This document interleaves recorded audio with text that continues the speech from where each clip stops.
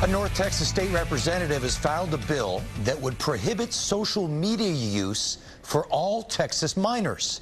Republican State Rep Jared Patterson of Denton County says he's making good on a promise to protect children from what he calls the harmful mental health effects of social media. Joining us to talk about this is Katie Naranjo, chair of the Travis County Democratic Party, and Andy Hogue, Travis County GOP Communications Director. Katie, is this bill something lawmakers should consider? I think it raises a lot of important issues around social media and the content, as well as what's appropriate. We saw the insurrection on January 6th from social media organizations, and it's not just Meta and others. You have Parler and kind of third-party groups that are more insular.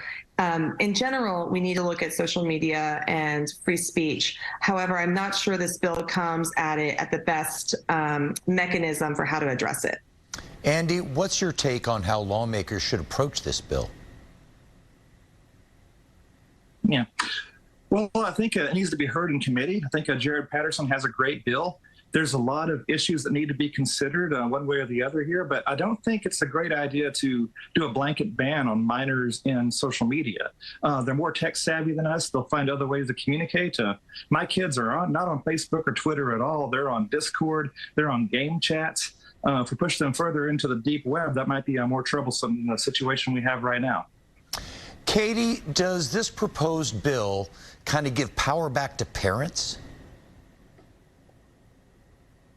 I think it's laughable to think that the legislature could try and have any real movement in the parent dynamic with social media, mainly because the legislature is filled with people who don't understand social media, and therefore the efficacy and the ability to actually implement meaningful change around social media is not possible. Again, getting back to the situation of the content, disclaimers, and different parental controls and other mechanisms that might be more effective than what this bill's trying to do. I mean, I agree, Andy, that I'm sure that my 2.5-year-old probably can use things much better than I can when it comes to technology when he becomes 13 and 14, So, yeah, I think we've got some efficacy issues here.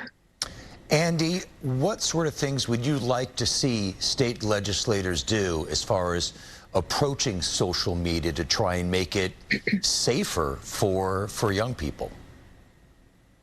I think we had a great bill last session to provide a remedy for anybody that felt they were wronged by social media censorship.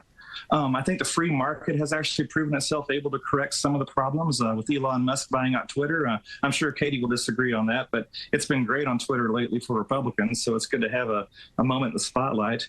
And I also think that we just need to, again, let the free market do its thing. If we regulate too much, then we stop that dynamism. We stop the possibility for other competitors. Like with Elon buying Twitter, a lot of people on the left moved to Mastodon, for instance. So the best thing the government can do right now, I think, is just to assure there's a level playing field and basically stay out.